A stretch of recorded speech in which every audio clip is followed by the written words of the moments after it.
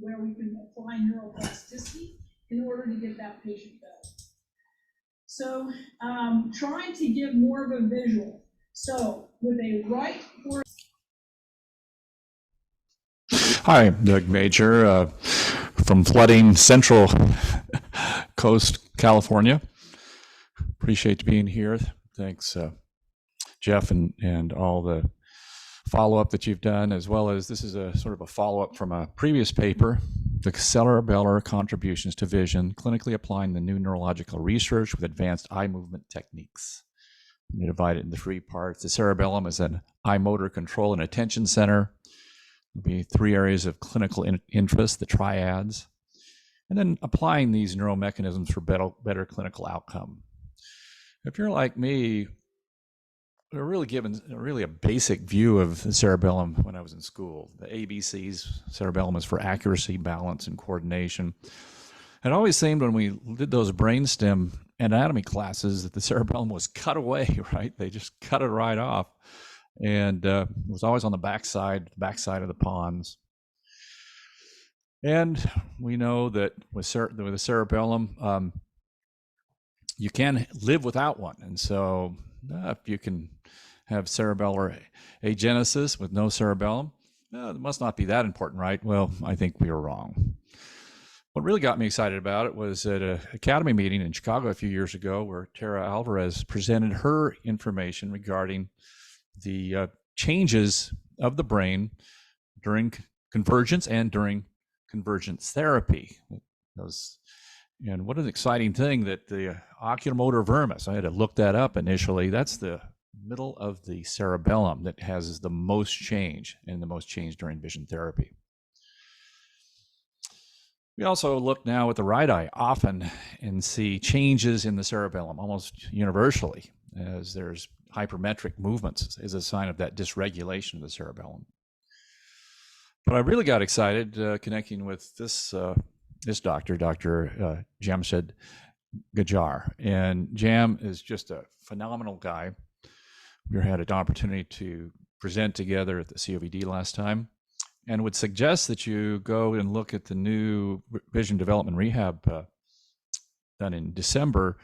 The feature article is a question and answer session with Jam with lots of great connections and metrics. And I would encourage you to look at that as you want to go deeper, and particularly his excitement about how the cerebellar function makes a difference. Of course, Jam is really a remarkable person, founder of Think, as well as the Brain Trauma Foundation. And so if you get an accident on the way home today, his guidelines will save your life. In his studies, he found that one of the main areas of disruption after a mild brain injury, his specialty was coma initially, and then he started to realize there needed to be some more effort made to TBI, found that superior peduncle of the cerebellum was a key area of axonal shearing.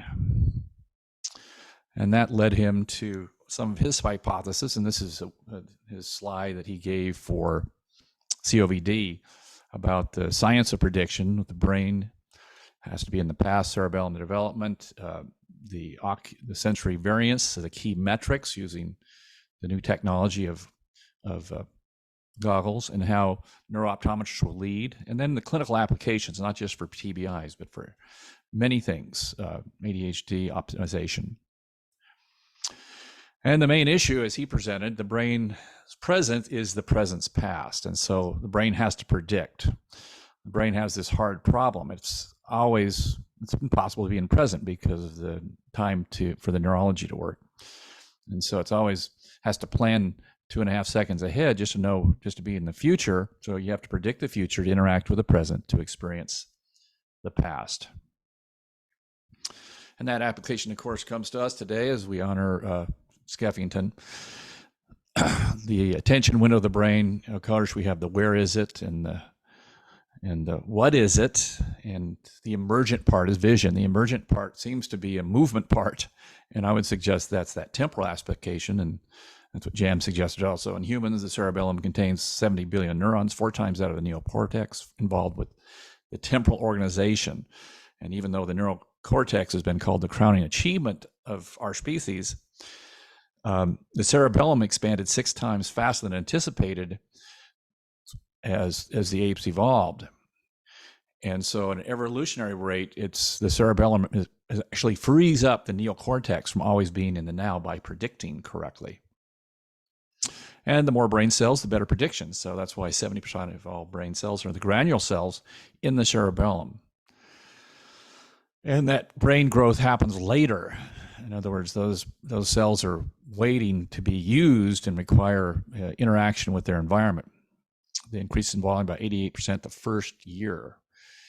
And, we used to focus on myelination, but maybe we should focus on granulization of the cells as that temporal exploration happens so early and predicts interaction. And Jam even says that because of that predictive timing, that really develops our sense of self, because we know what to predict, and a predictive state of ourselves and movement gives a sensory background that this is my movement, this is myself, I have power. It's also influenced by this unique influence at the brain mapping conference. We talked about how the cerebellar connections are found for the dorsal stream area, in other words, the where-is area, and no link was found between the cerebellum and the primary visual cortex. So what is it? So we are the where and when vision providers. We should be experts in the cerebellum. The true expert of the cerebellum, though, is Dr. David Z. Down at Johns Hopkins. And he put a great paper together. I'd suggest you get it a few years ago. And so David and his cohorts, he said, the summary, the cerebellum works like a network hub for the optimization of eye movements through its mutual connections with the brainstem and beyond. And we're going to review 3 areas of the cerebellum that relate to control. The first is the flocculus, paraflocculus, the tonsil, nodulus uvula, the uvula, and the dorsal vermis, or the vestibular nucleus, the FOR. I want to call that the hard palate. And even though there's no absolute compartmentalization of function, these 3 ocular areas provide a framework for performance. And Dave goes on and talks about that precise localization of the cerebellum can be confounding because of the overlap. And this very interesting comment that unless you see a patient within seconds of an onset of a neurological insult, any abnormalities will not reflect the immediate damage, but also the attempt of the cerebellum to repair the problems. Very fascinating. You could say that this is plasticity on steroids. Eye movement abnormalities are easily observed clinically to measure and quantify. And another take-home point, the new technologies will assist in developing better diagnostic algorithms and novel treatments, including medical and rehab programs. And I would suggest you get the article and obviously go deeper than what we're talking about here. Really appreciate the help of these functional neurologists who've developed Focus Builder, Cedric and Jason Whitaker, especially Jason, who's suffering from a brain tumor and was kind enough to spend a lot of time with me to go through this. And Focus Builder is an application of this. So let's do some, basic triads. I'm getting older. I need to have easy stuff. So the first triad is what do the semicircle canals activate? Pitch, yes, yes, yes. Y'all know. And roll, ear to ear. Oftentimes we forget the otolith translation triad and those body rocks. Think of Bob Pepper, up and down, weave side to side, lunge forward and back. And the triad in the back of the brainstem we don't talk about as much, at least others don't. It's the spirocollicus with the world map of our spatial world, the auditory spatial map, the inferior collicus, and then the cerebellum, that attention, and puts all those inputs together and does the calculations for predictive future. I thought to make it easier, do this embodiment a little bit. If you feel the top of your palate, you feel that hard line there. Let's call that the vermis.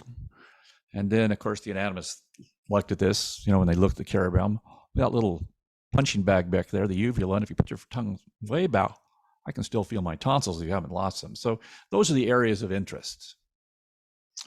So the hard palate being that vestibular, the FOR in the vermis, the tonsils being the flocculus, paraflocculus, and uvula being nodulus and uvula. And as you look here, it almost looks like that as an anatomist initially looked at that. I also want to appreciate the slides and the work of functional neurologist Eric Cobb, who's done a great job of putting this into a usable clinical algorithm and techniques. And so I thought it was sort of fun, a little pretest of what you would learn if you were taking a session from Dr. Cobb. So, and I've taken these sessions, and I was chagrined that I didn't know the answers. Maybe you'll have the same experience. Question number 1, your patient is complaining about a muscular strain around his eyes while performing smooth pursuits diagonally and down to the left. So you decide to activate associated extraocular muscles with reflective eye movements instead of voluntary ones. Which of the following therapy would best accomplish this goal? A angular VOR drill for the patient's right posterior semicircular canal, an AR VOR drill for the patient's right horizontal semicircular canal, a VOR cancellation drill for the patient's left posterior semicircular canal, a gaze fixation drill while the patient's eyes are diagonally and down to the left. You'll have to contact me for these answers. You can look this up obviously later in the paper. So again, this complication that should be automatic for us, just like our Parkes 3-step test, I needed to develop in my life. Number 2, the vestibular ocular reflex from the right anterior semicircular canal would best execute which of the following extraocular muscles? Left lateral rectus, right medial rectus, right superior rectus, left inferior oblique, left inferior rectus, right superior oblique. And again, these are just really difficult questions to me. You have to really think them through. Number 3, which of the following directions of gaze fixation would be most stimulating to the right half of the cerebellum? Eyes diagonally down to the left, eyes up, eyes diagonally up to the left, eyes left. And number 4, after observing a patient walking on his left shoulder with his left hip internally rotated, you decide to do some motor stimulation stacked with oculomotor input to help corrective activation for this neurological gait pattern. Which of the following combinations would be most stimulating for the brain structure of interest? Now, to give you a little background, it's like Parkinson. If your left and left shoulder and right foot are turned in, that's usually an indication of a right cerebellar issue. So if the left shoulder is turned in, that's a left cerebellar issue. So number 1, a complex nonlinear body movement on her left side while fixating on a visual target with an eyes left position. A complex nonlinear body movement on her left side while fixating on a visual target in an eyes right position. Complex nonlinear body movement with her eyes fixating on a visual target with the eyes left position. And a simple uniplanar body movement on the left side while fixating on a visual target in the eyes right position. Now, the cerebellar is best stimulated by a nonlinear movement, and that's why we like our movements.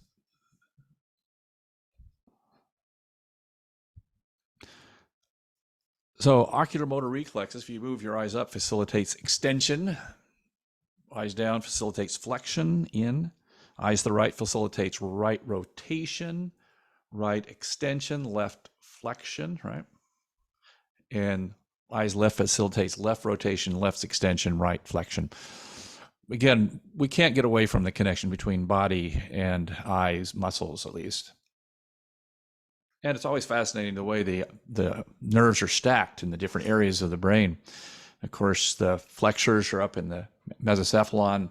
We got our inferior, the number 3 nerves, as well as just on the edge, the flexion for the trochlear nerve, which again is a great flexor for in. And then the abducens is obviously down further in the pons, and it's also connected with the same area of the cerebellum for extension out. So again, we look out, we converge in.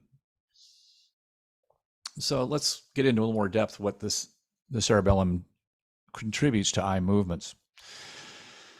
Again, just the importance of the cerebellum, and obviously, there's importance to the frontal eye fields, superior colliculus, and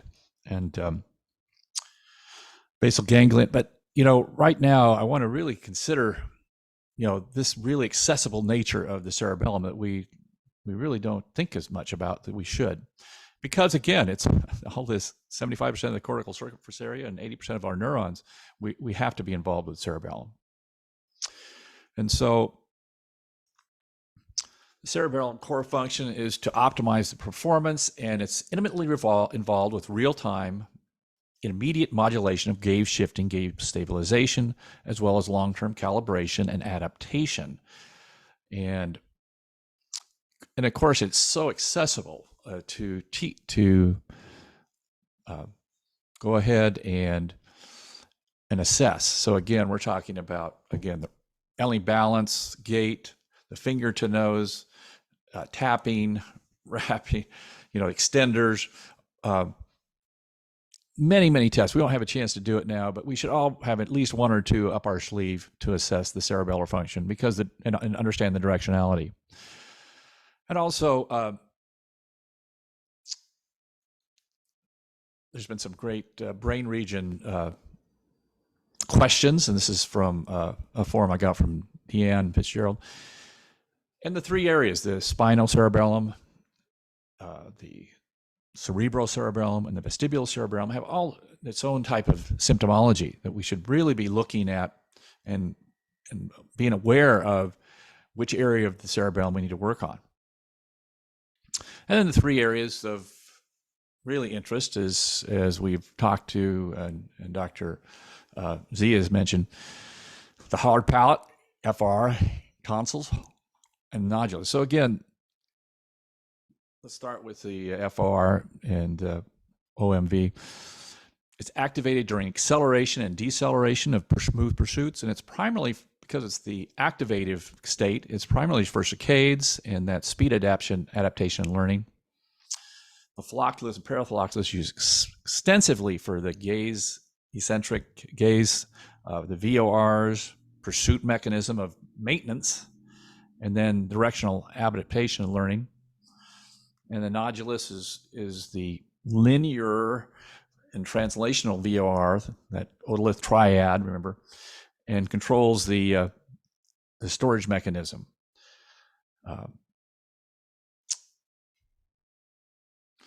And the cool thing is they're directionality specific. So we can highlight different sides of the cerebellum, which again goes to different sides of the brain. And the key thing is that there's the horizontal pursuits have a different location than the vertical smooth pursuits. And there's actually an area of torsional smooth pursuits in the flocculus paraflocculus. We need to know this if we're doing any binocular work.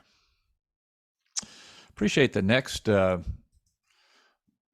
of information. And I'm not going to go into great detail because actually Deanne Fitzgerald had just come up with this beautiful cerebellum and eye movement therapy ideas just a month or two ago, which you can get at low cost on her webpage, Eye to Brain Academy. I'd suggest that you go there if you want to have an expanded version of what we're talking about.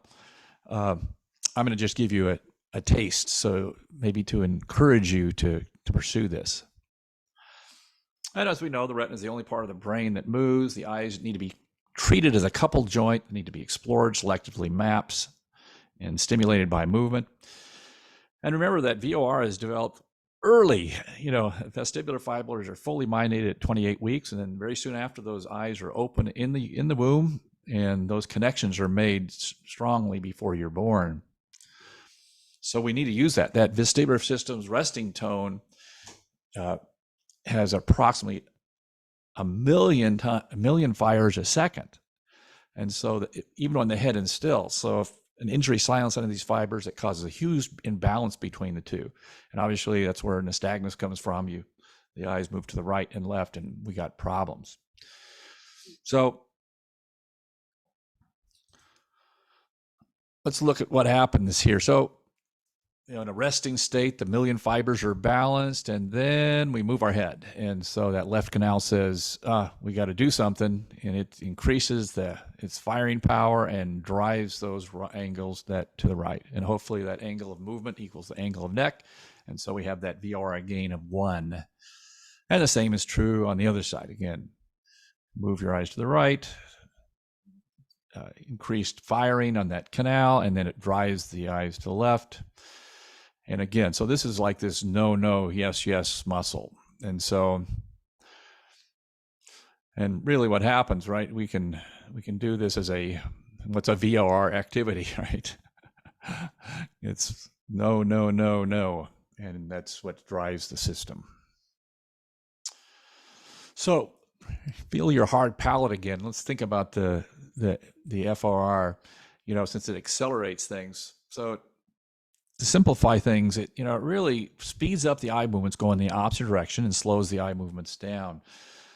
So a very important understanding as we do some therapy movements. And so you get this idea of the directionality of it. We move to the right or the left to decelerate and accelerate down. So again, this is going to be primarily in the down gaze. It's more of a flexor, and up gaze maybe a little more of an extender. So we have to think about how that the FORI can operate with saccades. As you look to the right, it involves the frontal eye fields, the left side. If you're looking to your right, it includes the same ipsilateral pons and cerebellum. And then the unique thing is the power of the vertical saccades that you're using both sides simultaneously, bypassing the pons and going right to the mesencephalon. And of course, this is something, if you look in your right eye, there's a saccatometer, and it actually measures this more specifically. You might explore that. Now let's think of our tonsils back there. And so the main purpose of the tonsils, of course, is to inhibit the ipsilateral, medial, and superior vestibular nuclei. And so for fixations and smooth pursuits, the flocculus, paratheflopulus helps the eyes move in the opposite direction in the ipsilateral, horizontal, and anterior canal, VOR. So again, we have to think about those directions. And I'm going to concentrate on fixation. Fixation is something we bypass a lot of times, but it's a foundation for all other eye movements, and it connects a lot of brain real estate. Really appreciate the work of Jack Richmond. Jack he had a great program just recently, the Eastern States. And just to remind you how much that influenced me, that eye movements, reading and visual attention and automaticity, are they all related? Of course, it's a resounding yes. And Jack has gone on and done a lot of work with attention and DUIs and driving buzzed. He's the expert in that area. But he really started with the idea of visual attention. And so what does those tonsils do? They drive the eyes out and in. And then if you think about this, there's actually a torsional component over here that we can look over to your left and look down, right and look down, and then hold it. And so if we think about that, we've got the flocculus in place, inhibiting, right, keeping everything in balance. And then we just do a smooth pursuit to the right. And what happens is our neck wants to follow that. And so it really has to be inhibited and to hold that eyes in place. And the same is thing on the left. The left flocculus inhibits that left horizontal canal to hold it in place. So these upregulated patterns with the smooth eye pursuits are away from the laterally activated cerebellum. And I love this, a cancellation of the servo-ocular reflex. So again, as we move our head, we really plan on, if we move our head, our eyes over 3 degrees, the neck wants to follow. So if you hold your head like this and keep your gaze, there's a tremendous amount of work to keep those eyes where they're at. And again, so I would consider that SOR cancellation. And remember, this is present very soon in infantry, and is of course the primitive reflex, the symptomatic tonic neck reflex. And maintaining fixation can be done in a number of different ways, and the trochlear effect's really good to look at this and hold your eyes you got to hold it still for a number of seconds to get those to disappear. So a good way of self-establishing it. Obviously the right eye has ability. And then for the off gaze, again, looking at a pattern like this, holding your eyes straight or nose straight ahead, and then looking to the different fields of gaze for 3 seconds are powerful neurological tools we need to use. So let's put this all together. So let's suppose I go ahead and look down to the left. And so what that triggers is a sort of an anti-gravity thing. So the right flocculus has to, inhibit to keep it held there. And the same with the right. So look down to the right. The left flocculus has to inhibit the gravity and the anterior canals to hold it. So a lot of real estate happens there. And of course, maybe the best way that you can do this is to combine saccades and pursuits. And they call this colliculus mapping activity from Dr. Carrick.